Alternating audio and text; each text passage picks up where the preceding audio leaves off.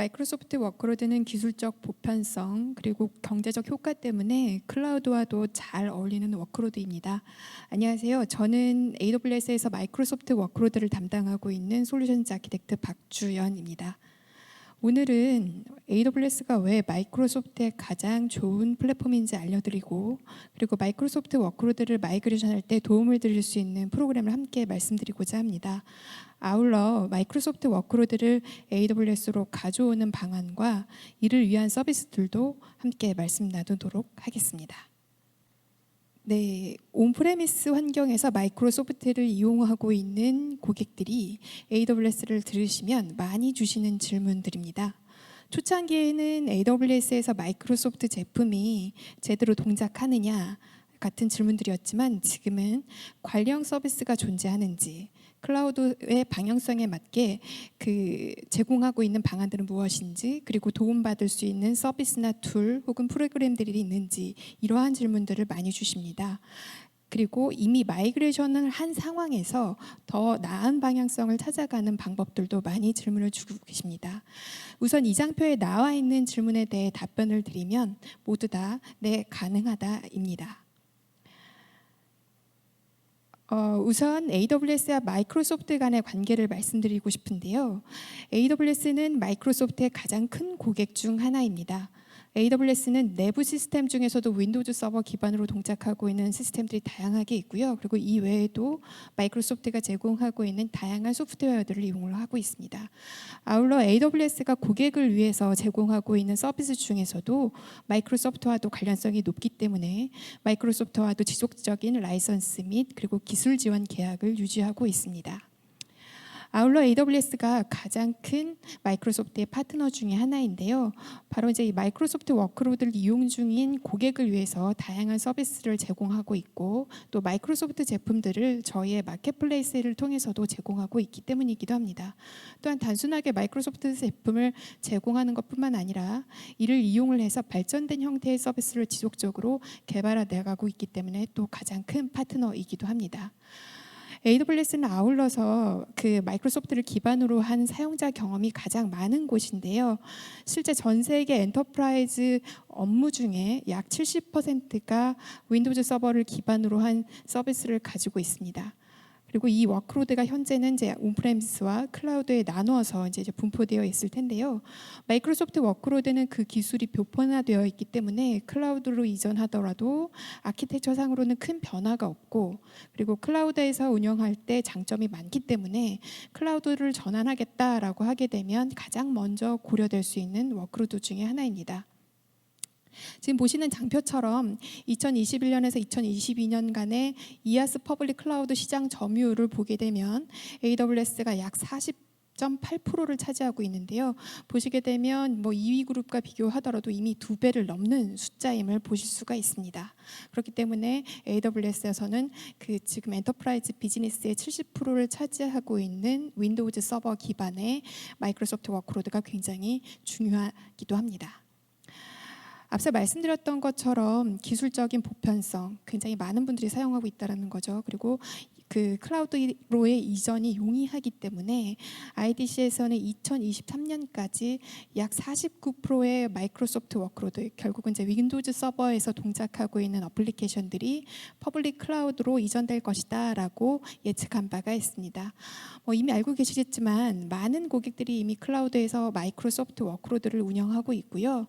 앞서 보신 장표에서 보신 것처럼 퍼블릭 클라우드에서 운영되고 있는 이아스의 거의 절반이 AWS에서 동작하고 볼 수 있기 때문에 여기에 속해 있는 윈도우즈 서버가 반 이상이 거의 AWS에서 동작하고 있다라고 보실 수 있습니다. 결국 이제 2위를 차지하고 있는 마이크로소프트 애저 사업자보다도 2배가 넘는 수치가 된다라고 보실 수 있겠는데요. 한국의 고객들도 대부분 AWS를 선택해 주셨습니다. 대량의 마이그레이션을 진행한 대기업들도 상당수가 있고요. 그리고 이미 한국 기업들이 10년 이상 저희 AWS에서 마이크로소프트 워크로드를 안정적으로 이용하고 있기 때문에 아마 그 부분에 대해서는 신뢰도를 충분히 보실 수 있을 것 같습니다. 그리고 특히나 윈도우즈 서버나 SQL 서버의 서버를 전 세계 규모로 사용하고 있는 이제 그 게이밍 업체를 또 말씀드릴 수가 있겠는데요. 그 특성상 응답 속도나 처리량 그리고 안정성을 최고로 요구를 하는 이 게이밍 업체들도 지금 보시는 것처럼 마이크로소프트 워크로드를 AWS에서 지금 동작하고 운영하고 계십니다. 그럼 왜 이렇게 많은 고객들이 마이크로소프트 워크로드를 위한 클라우드로 AWS를 선택하여 주셨을까요? 간단히 말씀드리면 아무래도 이제 첫 번째로는 그 경험치를 말씀드릴 수 있을 것 같습니다. 벌써 14년이나 된 이제 경험을 가지고 있는데요. 이러한 오래된 경험들은 아무래도 이제 지금 보다 더 다른 클라우드 벤더들에 비해서 보다 더 안정적으로 운영될 수 있도록 서비스를 제공을 하고 있기 때문이기도 합니다.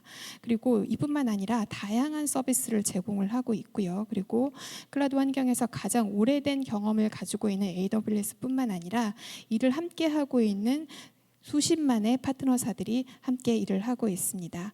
앞서 말씀드렸던 것처럼 기술적인 보편성 때문에 그 마이크로소프트 워크로드 전반에 대한 그 마이그레이션이 가능합니다. 윈도우즈 서버뿐만 아니라 SQL 서버, 액티브 디렉토리, 그리고 익스체인지 서버, 쉐어포인트 서버, 그 외에도 다양한 마이크로소프트의 제품군들이 AWS 상에서 동작할 수 있고, 그리고 이를 위한 다양한 시나리오들을 지원을 하고 있습니다. 뿐만 아니라 오래된 경험을 바탕으로 하고 있는 베스트 프랙티스도 AWS와 더불어 파트너사와 함께 제공받으실 수가 있습니다. AWS는 가장 안전하고 안정적인 클라우드 서비스를 제공하고 있습니다. 인터넷에 공개되어 있는 클라우드 대시보드를 살펴보시면 2021년도에 AWS가 2위 클라우드 사업자 대비해서 다운타임의 시간이 6배 이상 적었다라는 것을 확인하실 수가 있습니다.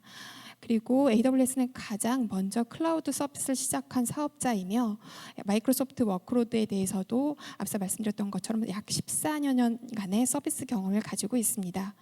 마이크로소프트가 클라우드 서비스를 시작하기 훨씬 전부터 이미 AWS는 윈도우즈 서버를 퍼블릭 클라우드에서 운영하고 있었습니다. 이전 저희 AWS의 CEO인 앤디 제시가 말하는 것처럼 경험을 압축하여 얻을 수 있는 알고리즘은 없기 때문에 이러한 오래된 경험이 고객이 AWS를 마이크로소프트의 최고의 플랫폼으로 선택하게 된 이유일 거라고 생각하고 있습니다.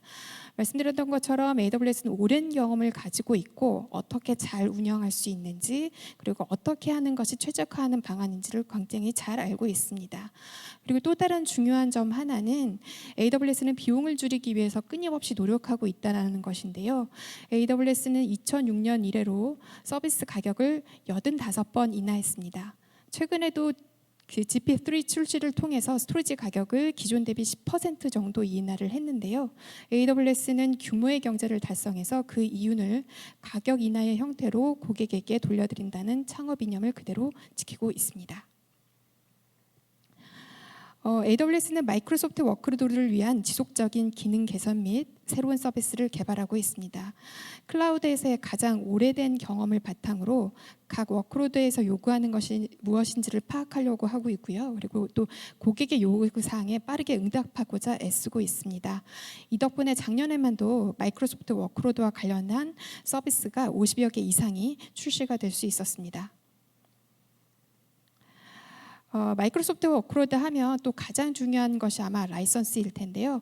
AWS에서는 마이크로소프트 워크로드를 위한 라이선스 옵션을 크게 두 가지로 제공하고 있습니다. 고객이 소지한 라이선스를 그대로 사용을 하거나 아니면 AWS가 제공하고 있는 라이선스를 이용할 수 있는 방법을 제시해 드리고 있습니다. 그렇기 때문에 고객에게 가장 적합한 옵션으로 라이선스 옵션을 선택하실 수가 있고 또 이러한 라이선스의 현황을 한눈에 파악하기 쉽도록 라이선스 매니저라는 서비스를 제공하고 있습니다. 그래서 비단 클라우드뿐만 아니라 온프레미스 상의 라이선스 현황도 함께 보실 수 있고 그리고 이 라이선스 매니저를 통해서 본인이 소지한 라이선스를 이용하는 타입이건 혹은 AWS가 제공하는 라이선스 타입이건 손쉽게 또 전환도 가능합니다. 앞서 많이 이제 여러 번 말씀을 드렸는데요. AWS는 마이크로소프트의 워크로드의 클라우드 이전에 대해서 다양한 옵션을 제공을 하고 있습니다. 필요한 인프라의 사양을 줄여서 비용을 절감을 하고, 그리고 복잡도가 높다라고 하게 되면 이 복잡도를 최대한 최소화하여 제거하도록 안내하고 있습니다. IDC에 의하면 고객은 AWS를 사용하여 워크로드를 75% 이상 최적화할 수 있다고 하였고, 그리고 계획되지 않은 다운타임은 AWS가 온프레미스 대비 98% 적다고 보고하고 있습니다. 인프라 비용은 37%더 낮고 5년 운영 비용 기준을 보게 되면 56% 정도가 AWS가 더 비용 효율적이다라고 보고하고 있습니다. 그렇다면 지금 실제 우리가 쓰고 있는 인프라를 AWS로 이전하면 그런 그 비용적인 효과를 볼 수 있겠는가? 아니면 이를 미리 파악해서 의사 결정의 자료로 활용할 수 있는가라는 이제 물음이 있으실 텐데요. 바로 이러한 서비스를 제공하고 있는 것이 그 최적화 및 라이선싱 평가라고 부르는 OLA 서비스입니다. OLA 서비스는 무료 서비스이고 30일간의 평가를 통해서 기존 워크로드의 사이징을 최적화하고 이를 통해서 비용을 최적화할 수 있습니다. 그리고 OLA는 온프레미스 네트워크상의 그 윈도우즈나 혹은 리눅스 워크로드를 스캐닝을 해서 AWS로 이전할 경우에 필요한 인프라의 사이즈나 혹은 라이선스의 수량 정도를 파악할 수 있도록 도와주고 있습니다. 또 이를 기반으로 최적화된 그 2B의 AWS 환경을 보여주는 리포트를 함께 제공하고 있기 때문에 OLA 서비스를 받은 고객은 전 세계적으로 평균 약 한 36%의 비용 절감 효과를 경험하고 계십니다. 그리고 만약에 네트워크 스캔을 원하지 않는다라고 하게 되면 시스템의 데이터 정보를 담은 파일을 통해서 일주일 내에 이와 유사한 결과 리포트를 받아보실 수 있습니다. 그렇기 때문에 만약에 여러분들의 마이크로소프트 워크로드를 AWS로 이관하겠다라고 하게 되면 먼저 이러한 사전 평가인 OLA 서비스를 받아보시기를 권장드리고 있습니다. 그리고 이뿐만 아니라 AWS로의 마이그레이션을 빠르게 시작할 수 있도록 도움드리고 있는 펀딩 프로그램들이 있는데요. 앞서 말씀드렸던 대로 OLA는 100% 무료이고요. 그리고 만약에 여러분들이 AWS의 마이크로소프트 워크로드를 이외에 또 다른 워크로드를 이제 마이그레이션을 하게 되는 경우에는 저희가 그 맵이라고 하는 프로그램을 통해서 최대 30%를 크레딧으로 돌려드리고 있습니다. 또한 SQL 서버에서 오로라로 혹은 윈도우즈 서버에서 리눅스나 컨테이너로 전환하는 모더나이제이션을 위한 프로젝트를 진행하겠다라고 하시면 펀딩 프로그램을 통해서 최대 50%의 비용 절감이 가능해집니다. 따라서 마이그레이션을 경험을 하시겠다라고 하시면 이러한 프로그램들을 반드시 함께 참조해서 진행해 보셨으면 좋겠습니다.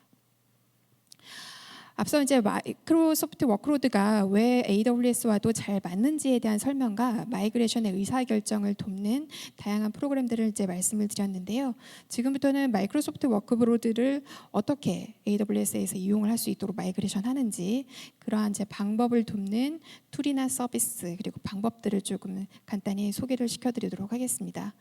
지금 보시는 것처럼 이제 마이크로소프트 워크로드 하면 윈도우즈 서버 기반이니 단순하게 EC2나 아니면 그 VM웨어 온 클라우드로 옮기는 게 당연하지 않나라고 이제 보실 수 있을 것 같아요. 그래서 리호스트나 리로케이트만 생각하기는 쉽습니다만 저희가 다양한 방안을 제시하고 있습니다. 매니지드 서비스로 전환하는 리플랫폼이나 혹은 그 마이크로소프트 라이선스로부터 이제 탈출하는 이제 리팩터 오픈 소스로의 전환하는 리프터 방식을 저희가 제안을 하고 있는데요. 말씀드리는 이제 리호스트, 리플랫폼, 리팩터의 관점에서 고려할 수 있는 방안들 그리고 관련된 서비스들을 함께 좀 설명을 드리도록 하겠습니다. 이제 먼저 리호스트에 대한 방법 중에 하나인 바로 이제 마이그레이션 서비스인데요. AWS 어플리케이션 마이그레이션 서비스입니다. 이제 이 서비스는 그 서비스 중지 시간을 최소화해서 윈도우즈 서버 기반의 시스템을 마이그레이션하는 서비스입니다.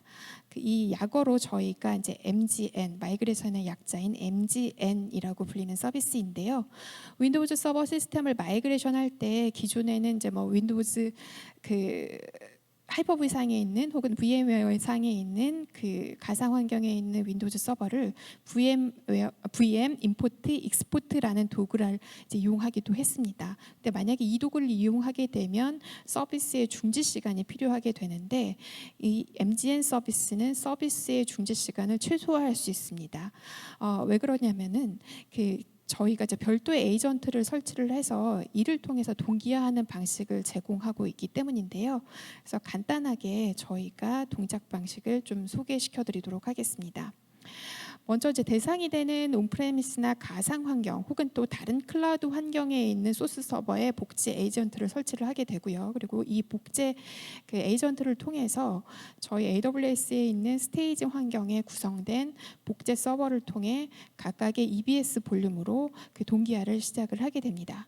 복제 서버는 소스 서버에서 실행되는 에이전트로부터 이제 데이터를 수신을 해서 이 데이터를 그 EBS 볼륨에 이제 쓰게 되는데요. 볼륨을 쓰는 방식이 블록 레벨 데이터 복제 기능이기 때문에 저희가 지속적으로 복제를 가능하게 합니다.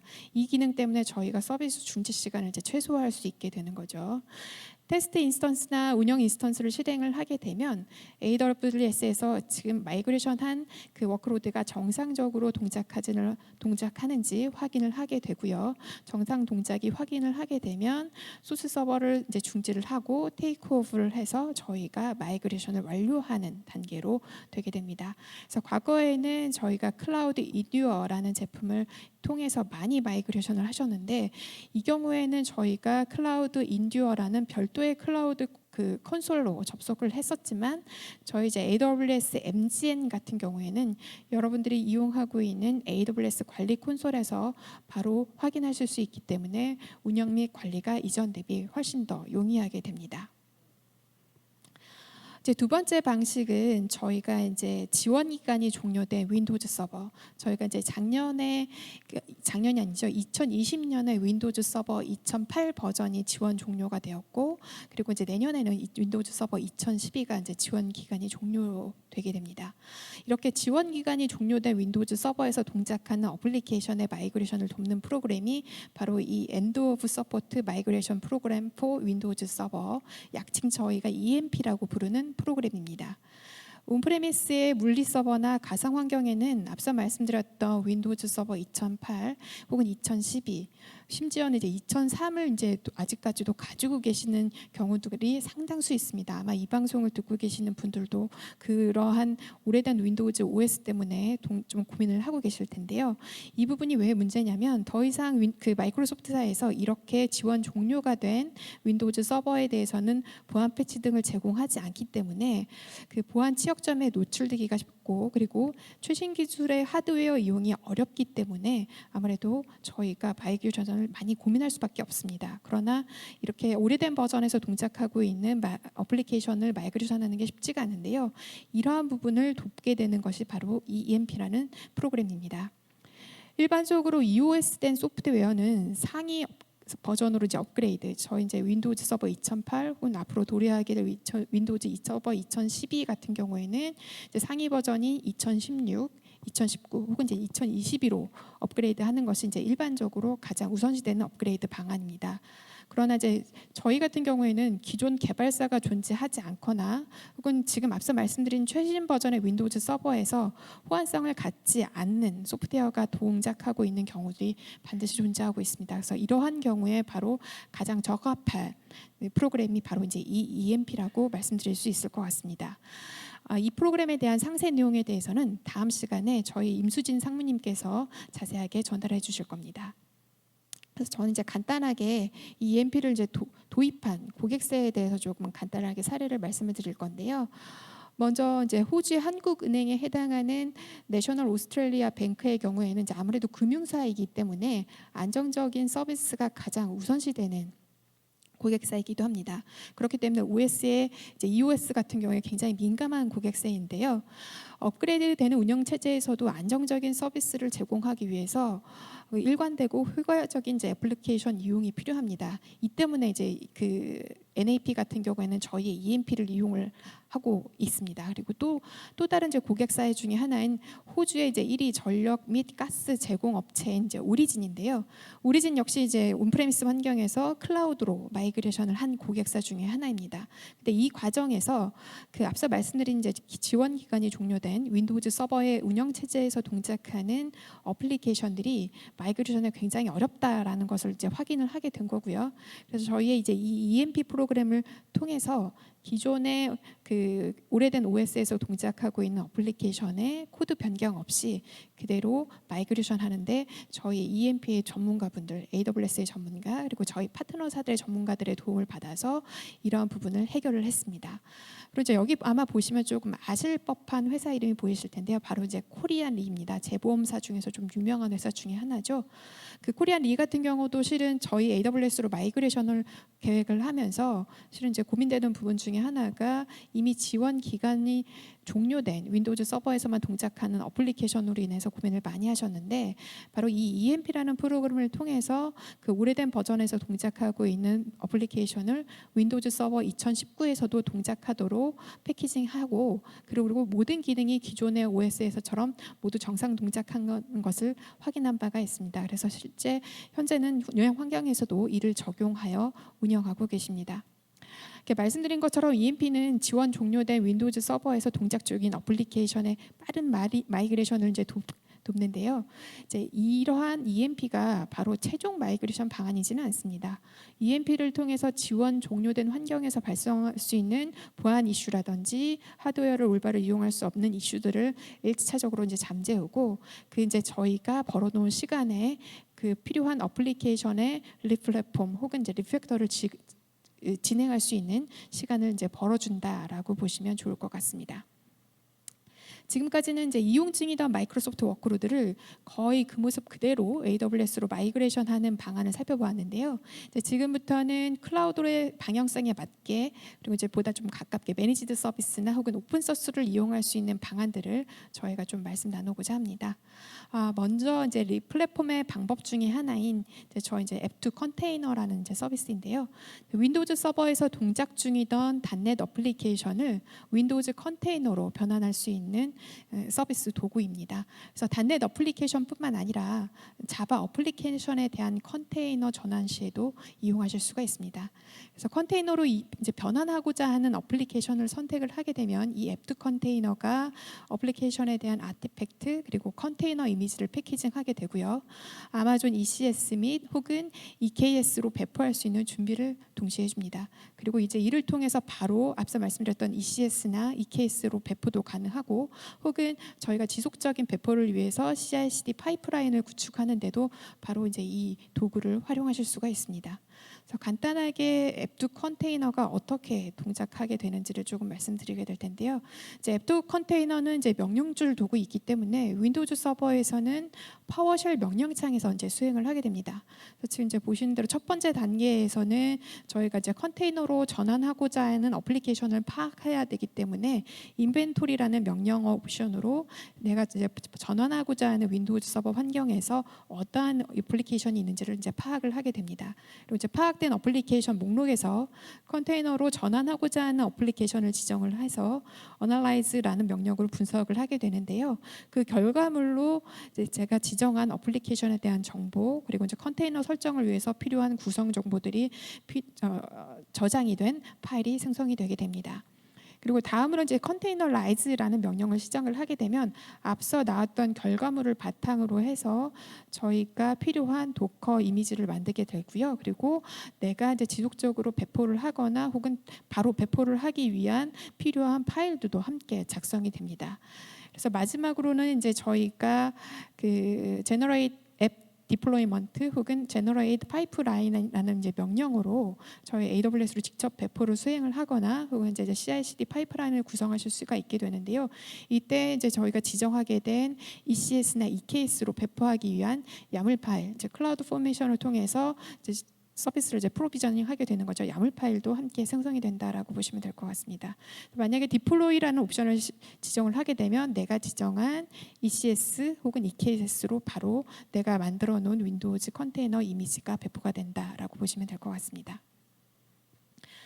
윈도우즈 서버 기반의 어플리케이션의 경우에는 이 앱2 컨테이너를 이제 이용할 수 있는 것이 윈도우즈 서버 2008부터이기는 합니다만은 실제로 윈도우즈 서버 기반의 컨테이너는 그 버전이 2016 그리고 2019를 제공을 하고 있습니다. 그래서 실제로 앱2 컨테이너가 동작하게 되는 작업 환경의 서버는 가급적이면 이 컨테이너 제공되는 이미지 버전에 맞춰서 2016이나 이제 2019를 이용하시를 저희가 이제 권장을 드리고 있습니다.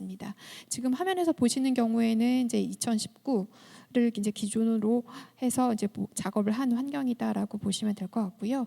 말씀드렸던 것처럼 ECS의 경우에는 저희 이제 윈도우즈 서버 코어 2016 혹은 이제 2019를 사용하고 있고 EKS는 윈도우즈 서버 코어 2019를 기본 이미지로 사용하고 있기 때문에 여러분들이 어느 쪽으로 배포하느냐에 따라서 작업 환경을 이제 설정하실 수 있게 됩니다.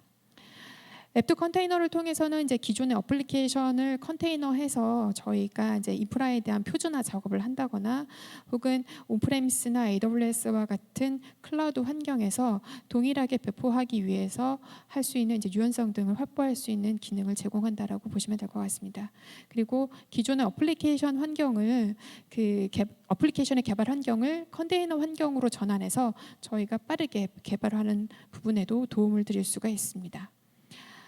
네, 이제 지금까지는 이제 컨테이너에 대한 작업에 대한 부분을 이제 말씀을 드렸는데요. 여러분들이 이제 또 사용하고 계시는 .NET 프레임워크 어플리케이션을 .NET 코어로 전환하는 데 도움을 드릴 수 있는 서비스인 포팅 어시스트 for .NET입니다.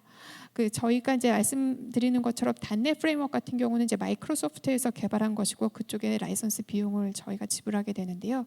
.NET 코어가 알고 계시는 것처럼 지금 이제 .NET 6, 이제 앞으로 이제 .NET 7이라는 버전이 나오게 될 텐데요. 이 부분은 이제 오픈 소스로 전환이 되었기 때문에 여러분들이 별도의 라이선스 비용 없이 이용할 수 있기 때문에 가급적이면 이제 .NET 코어로의 전환을 저희가 말씀을 드리고 있습니다. 그래서 이 부분에 이제 도움을 드릴 수 있는 것이 바로 이 포팅 어시스트 for .NET이고요. .NET 코어로 전환을 하게 되면 반드시 윈도우즈 서버에서 동작하는 것이 아니라 리눅스 환경에서도 저희 .NET 어플리케이션이 동작할 수 있고 리눅스 기반의 컨테이너에서도 이 .NET 어플리케이션을 쓸 수 있습니다. 아울러 이제 AWS 람다와 같은 서버리스에서도 바로 이제 .NET 어플리케이션을 동작시킬 수 있다라고 보시면 될 것 같아요. 기존의 .NET 코드를 .NET 코어로 전환하는 데는 실제로는 조금 상당수 시간이 필요합니다. 애초부터 이제 저희가 전환을 하는 데는 상당수 이제 그 숙련도를 가지고 있는 개발자라고 하더라도 프로그램을 분석해야 하고 또 이제 전환하는 데 시간이 필요하게 되는데요. 이 어시스턴트 툴을 쓰게 되면 기존의 어플리케이션을 스캔을 먼저 하게 됩니다. 스캔을 하고 호환되는 부분, 호환되지 않는 부분들을 저희가 평가 보고서를 제공을 하기 때문에 내가 어느 부분부터 작업을 해야 된다라는 우선순위를 파악하는 데 도움을 받을 수 있습니다. 아울러 저희가 .NET 프레임워크에서 .NET 코어로 전환하는 데 있어서 알려진 이슈들에 대해서는 이제 저희가 대체안도 바로 제공을 하고 있기 때문에 그에 따르는 작업 시간도 줄어들 수 있겠죠.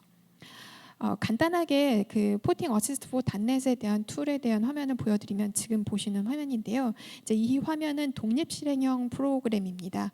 이 외에도 저희가 .NET 어플리케이션을 개발하는 개발 툴인 비주얼 스튜디오에서도 확장판으로 저희가 제공하고 있기 때문에 이를 이용하는 방법은 크게 두 가지다라고 보시면 될 것 같고요. 지원하는 버전은 저희가 이제 최종 버전이 .NET 프레임워크 같은 경우는 4.8입니다만은 3.5 이상의 이제 버전에서 저희가 이 툴을 이용하실 수가 있습니다. 그래서 이제 .NET 프레임워크 3.5 이상의 버전을 저희가 .NET 코어 3.1이나 혹은 .NET 5 혹은 .NET 6로 전환을 할 수 있다라고 보시면 될 것 같고요. 실은 코드가 수정이 되는 부분이기 때문에 당연히 소스 코드는 있어야 하고 그리고 전체적으로 이제 저희가 파악하기 위한 솔루션 파일이 있다라고 하게 되면 바로 이 포팅 어시스트 for .NET을 이용을 하실 수가 있습니다. 최초에는 이 포팅 어시스트 for .NET을 통해서 저희가 윈도우즈 어플리케이션만 실은 이제 평가가 가능했는데 최신 버전의 경우에는 이제 ASP.NET 같은 웹 서비스도 .NET 코어로 전환하는 데 평가가 가능하기 때문에 굉장히 유용한 툴이라고 보실 수 있겠습니다. 네, 이제 단넷 어플리케이션과 관련한 이제 마지막 서비스인데요. 바로 이제 AWS 마이크로 서비스 익스트랙터 단넷이라고 하는 서비스 툴입니다. 앞서 보셨던 이제 저희 포팅 어시스트 포 단넷과 같이 개별 동작하는 프로그램으로 제공이 되고 있고요. 그리고 이 프로그램을 통해서 기존의 모놀리틱 시스템을 마이크로 서비스 아키텍처로 전환하는데 각각의 종속성을 파악하시는데 굉장히 손쉬운 방법들을 제공을 하고 있습니다. 저희가 기존의 모놀리틱 시스템을 마이크로 서비스로 이제 전환을 하려면 앞서 말씀드렸던 것처럼 종속성을 이제 파악을 하고 분해하는 과정이 필요한데요. 실은 종속성을 제거함으로 해서 그로 인한 영향도를 본다든지 하는 것들이 굉장히 어려울 수 있습니다. 또한 종속성을 제거했다 하더라도 그에 따른 이제 코드 재생산도 필요한데요. 바로 이 마이크로 서비스 익스트랙터 4 단넷이 지금 앞서 말씀드린 종속성을 시각적으로 이제 표현을 하고 있기 때문에 종속성을 파악하는데 굉장히 용이하고 그리고 그 시작적인 그 툴을 통해서 종속성을 제거하는 것도 굉장히 용이하게 하실 수가 있습니다. 뿐만 아니라 종속성을 제거하고 나면 그에 따른 이제 코드가 필요한데 자동으로 코드를 재생산해주기 때문에 그에 따른 이제 시간도 함께 절약해 주신다라고 보시면 될 것 같습니다. 지금 보시는 것처럼 앞서 보셨던 포팅 어시스트 포 단넷이나 지금 말씀드린 마이크로 서비스 익스트랙터 4 단넷처럼 AWS는 저희 이제 자바뿐만 아니라 단넷 어플리케이션이 AWS의 여러 서비스에 잘 어울릴 수 있도록 그 과정을 가속화하는데 여러 도구 및 서비스를 제공하고 있고요. 특히나 또 이 마이크로 서비스 익스트랙터 4 단넷 같은 경우에는 저희가 ML 서비스도 이제 차용을 하고 있어서 코드가 보다 안정적으로 재생산될 수 있도록 그 기능을 좀 더 발전시키고 있습니다. 지금까지는 이제 OS나 단넷을 중점적으로 말씀을 드렸는데요. 마이크로소프트 워크로드의 중요 요소인 데이터베이스, SQL 서버에 대해서 좀 말씀을 드리고자 합니다. 알고 계시는지 모르겠는데 실은 지난 7월 12일자로 SQL 서버 2012가 그 지원 기간이 종료가 되었습니다. 그렇기 때문에 이 2012에 대한 향후 대응 방안이 필요하실 것 같아요. 지금 보여드리는 장표가 그 대응 방안에 대한 고민의 방향성을 잡는 데 좀 도움을 드릴 수가 있습니다. 저희가 첫 번째로 생각할 수 있는 것은 이제 윈도우 SQL 서버 2011을 상위 버전으로 업그레이드를 하거나 혹은 저희 관리형 상위 버전으로 업그레이드하면서 저희의 관리형 서비스인 RDS로 전환을 하거나 아니면 이번 기회를 통해서 그 오픈소스인 오로라나 혹은 다른 저희의 데이터 서비스로 마이그레이션하는 방안들을 이제 저희가 고민하실 수 있을 것 같습니다. 먼저 저희가 리호스트 방안인 EC2로 SQL 서버를 운영하는 방법을 조금 설명드리고 싶은데요. 아무래도 이제 그대로 가져오는 방안이기 때문에 여러분들이 지금 운영하는 방법과 거의 유사하게 운영하시고 또 구성하실 수가 있습니다. 그리고 페일오버 클러스터링을 이용하고 있는 고객의 경우에는 아무래도 이제 센이 없기 때문에 클라우드 환경에선 센이 없기 때문에 구성이 불가능한 것이 아니냐라고 생각하실 수 있을 텐데 AWS 같은 경우는 저희가 FX 시리즈 특히나 윈도우즈 파일 서버나 레댓 온탭을 이용을 해서 페일오버 클러스터링을 구성하는 데 있어서 전혀 문제 없이 이용하실 수 있도록 도움을 드리고 있습니다. 그리고 기본적으로 SQL 서버가 제공하고 있는 복제 방식인 올레이즈온 에이지나 혹은 데이터베이스 미러링으로도 그 이제 HA를 구성하실 수 있는 방안들이 있기 때문에 여러분들의 요구 사항이나 혹은 비용적인 측면에서 다양한 옵션으로 고려해 보실 수 있습니다. 그리고 리호스트 방법으로는 여러분들이 가지고 있는 라이선스를 재사용하거나 혹은 AWS가 제공하고 있는 라이선스를 이용하실 수가 있습니다. 아무래도 이제 관리적인 부분이 가장 그 시간 소모적인 부분입니다. 예를 들어서 OS의 패치를 업데이트한다거나 데이터베이스의 이제 엔진에 대한 보안 패치를 한다거나 하는 분들이 굉장히 시간 소모적인 관리 부분 중에 하나인데요. 바로 이러한 부분들을 AWS가 도맡아 하고 있는 이제 매니지드 서비스인 RDS도 여러분들이 이제 고려할 수 있는 그 항목 중에 하나입니다. RDS가 이제 관리적인 부분을 아무래도 가져가고 있기 때문에 제한 사항이 조금 있습니다. 제한 사항이 있는데 이러한 부분들을 보완한 것이 바로 이제 RDS 커스텀으로 출시가 되었습니다. 그래서 여러분들이 가지고 있는 SQL 서버에서 동작하고 있는 워크로드의 성향에 따라서도 RDS로 바로 전환을 하거나 혹은 RDS 커스텀으로 전환하실 수가 있습니다. 이제 마지막 한 가지 방법이 남았는데요. 저희가 그 AWS의 다양한 서비스로도 데이터 서비스로도 SQL 서버를 마이그레이션 할 수 있다라고 말씀을 드렸습니다. 그중 이제 대표적인 것을 한 가지 말씀드리고자 합니다. 먼저 저희가 데이터베이스 엔진을 변경한다라고 하게 되면 실은 그 변경에 따라서 스키마 변경이 필요하고 쿼리 변경도 함께 진행이 돼야 됩니다. 그래서 이 때문에 AWS에서는 SCT라고 불리는 스키마 컨버전 툴을 제공하고 있습니다. 다만 쿼리 구문을 변경하는 것이 단순히 데이터베이스 엔진에서만 일어나는 것이 아니라 그 어플리케이션에서도 같이 동작하고 있기 때문에 어플리케이션의 수정 작업도 함께 동반되는 것이 바로 데이터베이스의 변경인데요. 이 때문에 이제 이러한 데이터베이스 변경은 굉장히 장시간이 필요로 되는 프로젝트로 진행되기도 합니다. 제가 지금 말씀드리고자 하는 이 바벨피쉬 4 오로라 포스트그레스QL은 2012년 12월에 프리뷰 버전으로 이제 공개가 되었고요. 데이터베이스는 이제 포스트그레스QL 엔진의 호환성을 가지고 있지만 SQL 서버의 T-SQL 구문을 그대로 해석할 수 있는 기능을 가진 AWS의 데이터 서비스다라고 보시면 돼요. 이 바벨피쉬라는 이름을 유래를 조금 간단하게 설명을 드리면 그 은하수를 여행하는 히치하이커를 위한 안내서라는 더글라스 애덤스의 소설에 나오는 이제 물고기의 이름이라고 합니다. 이제 이 물고기가 그 귀에 이게 장착이 되면 어떤 언어라도 해석을 하고 이해할 수 있다라고 이제 표현이 되어 있어요. 실제로 이 바벨피쉬라는 이름은 예전에 야후에서 무료 기계 번역 서비스에도 쓰인 적이 있습니다. 그래서 지금 설명드린 것처럼 이 소설 속의 물고기처럼 SQL 서버의 쿼리문을 포스트그레스QL의 엔진에서 해석할 수 있다라고 이제 해서 저희가 바벨피쉬라는 이름을 붙였고요. 그리고 작년 10월에 정식 버전으로 출시가 되었습니다. 덕분에 이제 우리는 SQL 서버를 사용하는 어플리케이션에서 쿼리 구문을 거의 수정하지 않거나 조금만 수정해도 데이터베이스 엔진이 이제 변경이 가능해졌습니다. 그리고 그대로 T-SQL을 이용할 수 있기 때문에 SQL 서버에서 제공하고 있는 매니지먼트 툴인 SSMS나 혹은 비주얼 스튜디오 코드 기반의 툴인 애저 데이터 스튜디오에서도 SQL 서버 연결 방식으로 그대로 바벨피쉬 4 오로라 포스트그레스QL을 이용할 수 있다라고 보시면 됩니다. 그리고 저희가 이렇게 전환하게 되면 더 이상 SQL 서버에 대한 라이선스가 필요하지 않다라고 보실 수 있겠죠. 간단하게 이제 바벨피쉬가 어떻게 동작하는지를 좀 설명을 드리면 지금 보시는 것처럼 그 두 가지 연결 방식을 제공하고 있습니다. 엔진은 포스트그레스QL이지만 그 연결 방식은 기존 그대로 포스트그레스QL의 드라이버를 이용을 해서 연결하는 방식이 하나가 있고요. 그리고 또 다른 하나는 여러분들이 이제 SQL 서버를 기반으로 하고 있는 어플리케이션에서는 그 SQL 네이티브 클라이언트를 통해서 연결을 하고 있을 텐데요. 이것을 그대로 이용을 해서 연결하게 되면 바벨피쉬라는 통역 계층을 통해서 오로라 포스트그레스QL로 접속을 하게 됩니다. 이 과정을 통하게 되면 이제 T-SQL을 이해를 할 수 있다라는 거죠. 그래서 엔진은 하나이지만 접속 방식에 따라서 SQL 서버의 언어를 해석할 수 있는 데이터베이스가 된다라고 보시면 될 것 같습니다.